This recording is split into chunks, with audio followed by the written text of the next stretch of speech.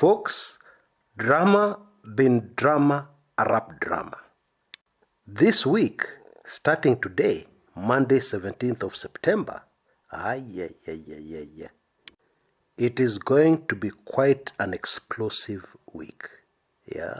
It's going to be a week where we are going to know where the chips are going to fall, and I kid you not. And what is the main issue? Ni maneno ya mafuta. Translation, it's all about the tax on fuel products. For the first time since the handshake between President Uhuru Kenyatta and His Excellency Raila Odinga, both major political parties or political formations are having parliamentary group meetings separately. And both meetings are expected to take place tomorrow, 18th of September. And what is more, both meetings are expected to be very, very stormy. Why? Because a vast majority of parliamentarians on both sides of the political divide are very strongly against any tax on fuel. Now, that is our main story today, so we shall deal with it last. But first, let's look into a few highlights, and the second story for today. And let's start with Uganda, where opposition MP Bobi Wine is expected to jet back into the country this week on Thursday, 20th September. Actually, he was expected to get back to Uganda today, Monday, 17th September. But that grand return has been postponed to Thursday, 20th September. Now, Bobi Wine will jet right back into the ongoing political storm in Uganda. When Bobi Wine left the country for treatment in the US, he left a man called Superintendent Kirumira very much alive. He will now jet back into the country to find his good friend dead, murdered, killed in a hail of bullets near his home in Kampala. And Bobi Wine has been very clear. He has been very clear in saying that Kirumira was killed by Museveni. Well, for anybody who understands African politics and Ugandan politics, and especially dictator bloodthirsty Yoweri Kaguta Museveni, that is rather obvious. That's not news. Kirumira was a thorn in the flesh of the NRM regime.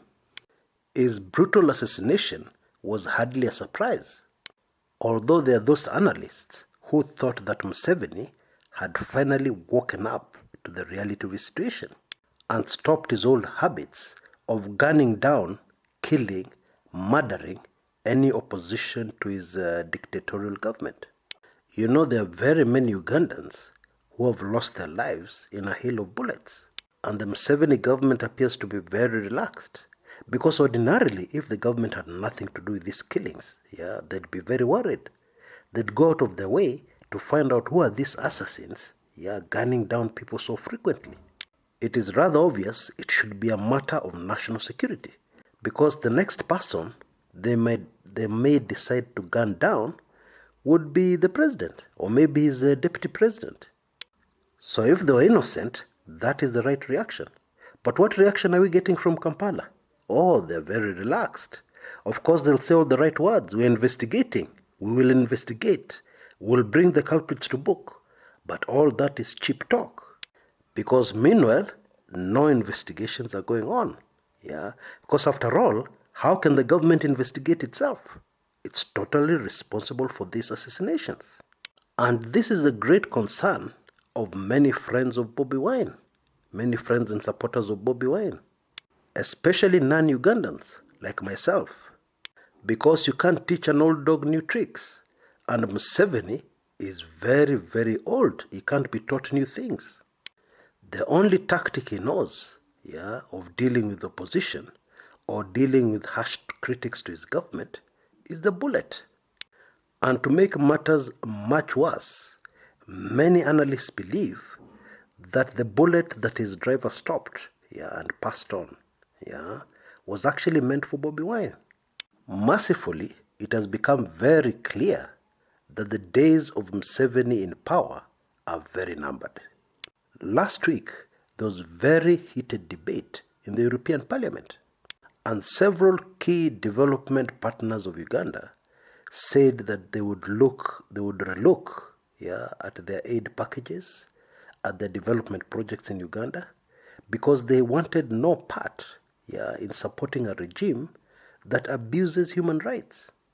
And by gunning down his opponents, Yoweri Kaguta Museveni is just making things worse for himself. In fact, he's just speeding up his exit from power, after 33 years at the helm. Now, Bobi Wine is a very smart person, extremely smart, and there's no doubt that he has taken precautions. Indeed, there are some quarters who are saying the real reason why his arrival was postponed from today to Thursday can be linked back to the precautions he's taking as he jets back into bloody Uganda. The country where if you're an opponent of the government, you can get gunned down in the streets at any time by unknown persons. Actually, they are known only to the naive. The person who sends them is very well known. The motive behind these assassinations is also very well known. And that is much more relevant than the people who actually pulled the trigger. Now on to our next item. And the item is on Sharon Otieno. The parents of Sharon Otieno have for the second time emphasized that they are not burying their daughter until the main culprits behind her brutal murder are arrested and charged. Now, the way they are talking, it is extremely clear that they know the identity of the main person behind the death of their daughter. And they know that this person or persons are very, very powerful people in Kenya. In sharp contrast, their family is a very small, unknown, weak, poor family with absolutely no influence or big people in big places. And so they are resisting and fighting these powerful people the only way they know how, by refusing to bury their daughter until the culprits are brought to book. Now, going by the way things are done in Kenya, and indeed the way things have been done in the past, they have a very long wait ahead of them. The mortuary fees for preserving the body of their daughter is going to accumulate to a very huge figure. It could take months or even years, or it could take the killers never ever being brought to book. And I'm talking about the main killer, the main instigator, the person who gave the order, not Watu wa Mkono. And we can be sure Sharon's parents are not talking about Watu wa Mkono. They are talking about the main person or the main people. On to our second big story for today. And it is about a strategy or tactic that can be used both in politics and in business, in the business of making money. Now, it should be very clear to Kenyans by now that those who will survive the tough times that are already here and will only get worse going forward, those who will survive are only those who are very smart and those who are prepared. And tactics like this one we're going to discuss are going to be very crucial. Now, let's start with how it's used in politics, and by governments. You are government A, or you head government A, and you have a very huge problem with government B. You are not even in good terms, and yet you want something from government B that is crucial and necessary for you. And although you're in bad terms, you humble yourself and you go to them and you ask them for the favor, and they flatly refuse. And so you decide to use a different approach. Since you have nothing that you can give back to government B or that you can trade with government B so that they give you what you want, indeed what you need desperately, what you do is that you turn to government C, and look for something that government B needs desperately, almost as desperately as what you need from them, that government C can give them.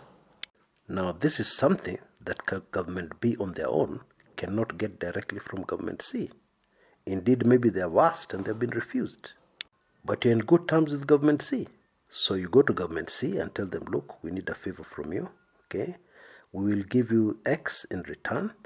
And then, instead of giving us that favor, we want you to do this favor to government B. So when government C accepts, you go back to government B and you tell them, look, we have a new deal for you.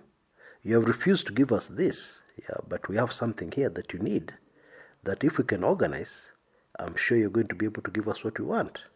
And they ask you, what is it? And you tell them what it is. And they look at you in disbelief. Really? Can you organize that? We've been trying to get that done for months. And there you are. You have a deal.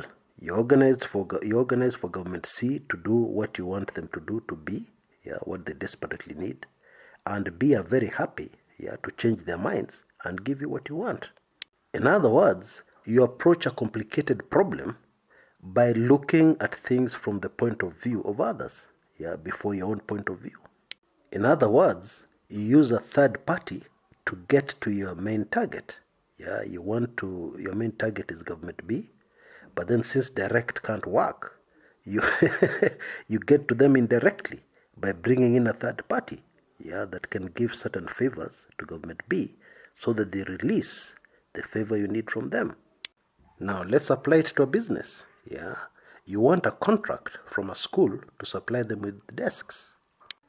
Now this is a very huge tender, and the school normally relies on a certain supplier, and that supplier is even related to the chairman of the Parents Teachers Association of that school.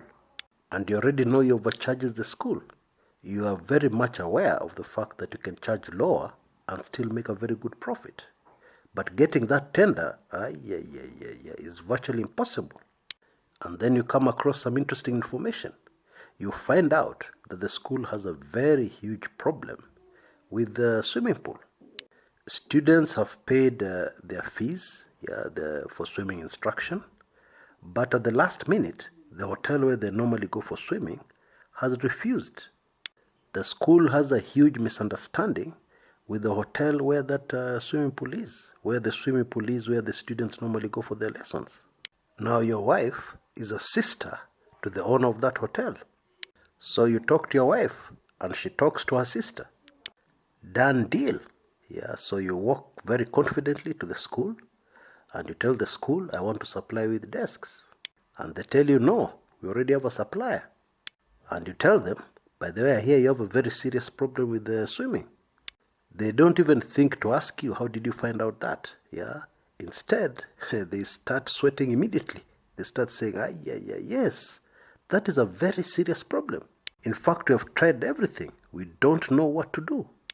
And you tell them, okay, if you can give me the LPO for the desks, I'll organize that swimming problem right away. I'll sort out that problem for you immediately. And they look at you in disbelief and they tell you, no way, you must be joking. Give us the proof. You get the gist of what I'm saying. And this is a very powerful tactic for getting plenty of customers right away. You're aware of the book that we're promoting on this channel.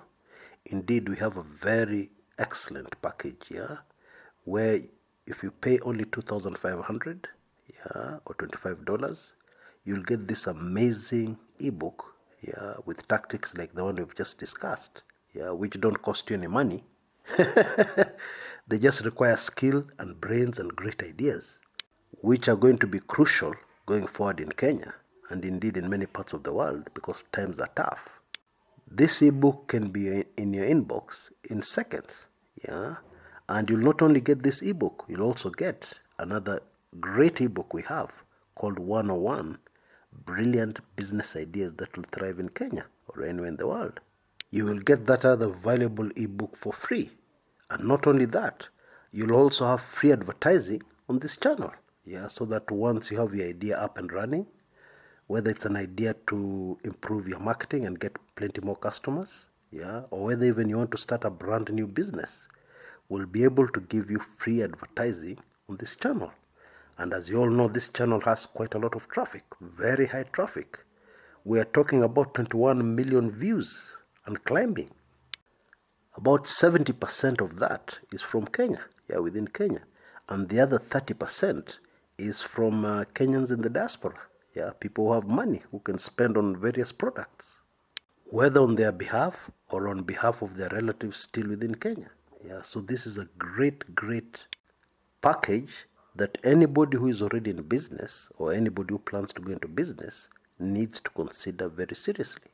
And you can see all the information you need to be able to get your hands on this valuable information and valuable service of free advertising are all on your screens right now. Folks, fungueni macho. You can use a third party very effectively. And you can get plenty more brilliant ideas like the one we've just discussed from this ebook. Yeah, so I suggest you take action right away. Now we'll take a short break. When we come back, we'll go straight into our main story for today. Yeah, about sizzling hot Tuesday, which is tomorrow, by the way. Don't go away.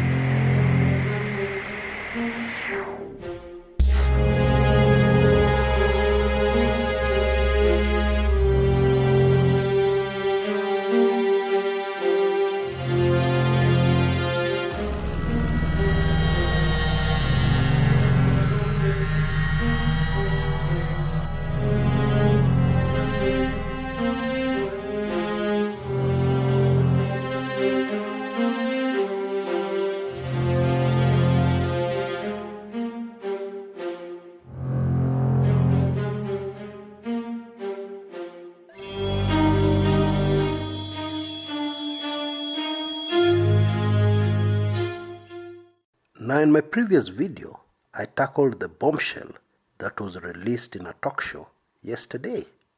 John Mandy released information that is just explosive. Now, this information was about a detail in the history of this legislation that puts VAT on fuel. And one of my subscribers asked me to break it down, so that they understand it. So let me do that quickly before we move on. Now, we have been told that this is an old act of Parliament. It is legislation that was decided a long time ago. In other words, it was made into a law but postponed. Okay? And a very strong argument of the government has been this is something which was passed and we can't keep on postponing the inevitable. They are talking as if once you've passed a law, it cannot be reversed. But anyway, that's not the main issue. The main issue is the following. This thing was first brought into Parliament by the executive in 2013. And the Jubilee Finance Minister convinced the Finance Committee in Parliament that there was no problem about the 16% VAT. Indeed, it was a non-issue. Why? Because oil had been discovered in Kenya. Now, when you're producing your own oil, you're very powerful. You can even subsidize the price of this oil from your earnings from the oil you export elsewhere. So if you're selling your oil, or rather petrol in the country is going for 40 bob, because you're producing your own oil, what is 16% VAT on it? Nothing. Nobody will feel it. Now, in my view, this was a smart political move because you do not want to introduce such a tax when the country has started enjoying the benefits of being an oil producer.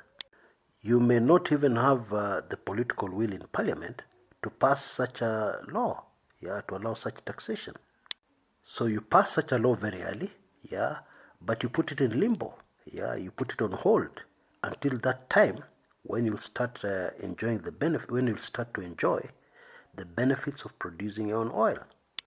And that is why when the time expired in 2016, the bill came up and it was supposed to go in force. This tax was supposed to be implemented. When it came to the House in 2016, it was postponed again. Why? Because as a country, we were yet to start feeling the benefits of being an oil producer. And the understanding, right from the word go, was that this tax was supposed to come into play when the country actually starts feeling the effects and benefits of being an oil producer. Because this does not happen immediately oil is discovered. Yeah? So what did the government do? The time again expired in 2018. And what happened? Instead of tabling this bill and reminding parliamentarians that the time is over, the government instead sneaked it into the budget. Yeah? It was included with the rest of the budget so that it passes through parliament automatically. Now what we need to understand very clearly is that the government had no other option but to do what they did. Why? Because the government is in serious financial difficulties. Now if you don't know why we're in such serious problems, I refer you to Dr. David D., a very world-renowned economist. He has discussed this problem over and over again since last year. And last year people were not paying attention. But right now, he has the attention of Kenyans. Because what he predicted is coming to pass right before our very eyes. Anyway, since we are not all economists, let me just summarize it. The problem is that we have been living well beyond our means. And that includes heavy borrowing. And all borrowing has interest rates. And this interest keeps on accumulating. So that at the end of the day, every month, when you factor in the interest and all the other costs that the government has to incur, things become very, very difficult. It becomes virtually impossible for the income the country is receiving to support the expenditure that we must incur. That is really the long and short of it. And by the way, the government is telling us that things are still okay. The government is telling us that David D. is talking rubbish. He's not right. Things are okay. But then very interestingly, the same government is also telling us we should tighten our belts. So I'm sure it's much clearer now. Bottom line, this tax was never supposed to be implemented until the country starts enjoying the benefits of being an oil producer. That's really what it is. But now, things are so bad that the government has got no option but to forget the deal that was made with Parliament so that Parliament passed this into law in the first place. Into a law that was supposed to be postponed until that time when we start enjoying our oil. Now, a showdown is looming. Tomorrow on Tuesday, 18th September. And this issue is so contentious that the handshake has been forgotten. Temporarily forgotten. Now, depending on how this plays out, the handshake could be permanently forgotten. And I kid you not. Now, Jubilee are going to have their parliamentary group meeting in State House tomorrow at 8 a.m. sharp. A very senior person within the Jubilee party was quoted as saying that he's expecting the meeting to be very, very stormy. In other words, they're admitting that it's not going to be an ordinary meeting. But they had something else to say. They had a ride on that. They said, however, they hope that they're going to be able to show the legislators why this tax on fuel is extremely important to the government. If I can put it in simpler language, in my own words, what this senior Jubilee member of parliament was saying is that the government cannot be able to run without this levy on fuel. Without this 8% tax on fuel, they cannot be able to run. Now, let me simplify it even further, okay? The government has many ways of earning income, through taxes. There are so many taxes. However, there's the question of cash flow. What does cash flow mean? Now, you may be a very big contractor doing very big multi-million shilling contracts, but you're broke. You're broke in the sense that you don't have any cash at hand. You don't have a single cent in your pocket to put petrol in your car. And yet, if anybody looked at your books, you're doing well. You're owed hundreds of millions of Kenya shillings. But right now, you don't have a single cent. Why?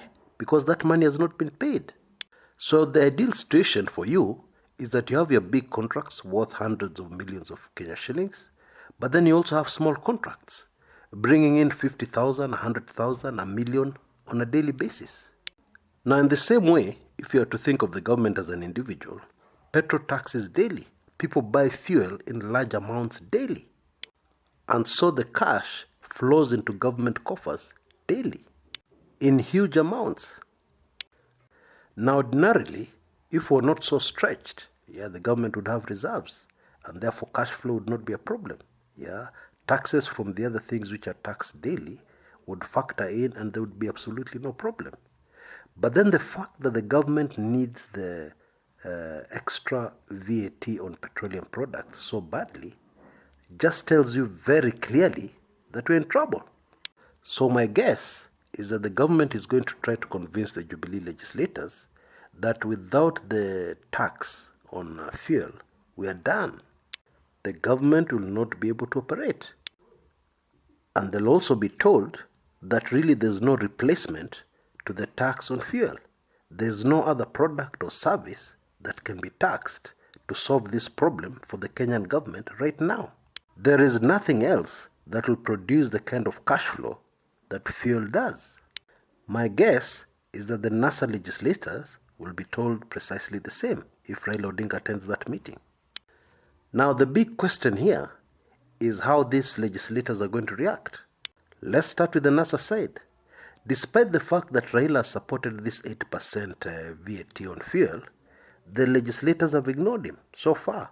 Very senior people within NASA and indeed within ODM, like John Bundy, have openly rebelled against what Raila is telling them. Some Jubilee legislators have done exactly the same.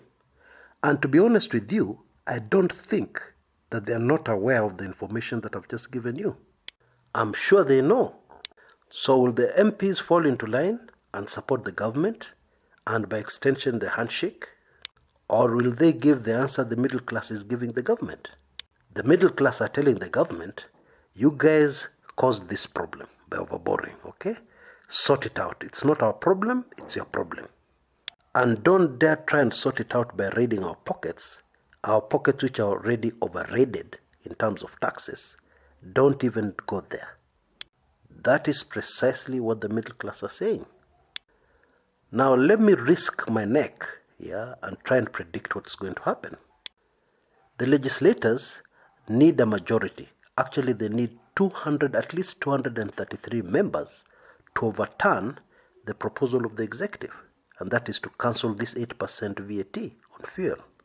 According to my calculations, even if they oppose it, they'll not be able to get those numbers. And so the 8% tax on fuel will stand. And the president will be able to sign this bill into law before he leaves on Friday for the UN General Assembly. Which in my view, the passing of this 8% will sink the country deeper into the hole where we already are. I could be wrong about what's going to happen tomorrow, and Wednesday and Thursday, actually tomorrow and Thursday, because I believe it will be put to the vote on Thursday. But that is my view at the moment, based on careful calculations, and information on exactly what's going on the ground. But the bottom line is that whether the bill passes or not, folks, we're in trouble. Until next time, this is Chris Kumekucha.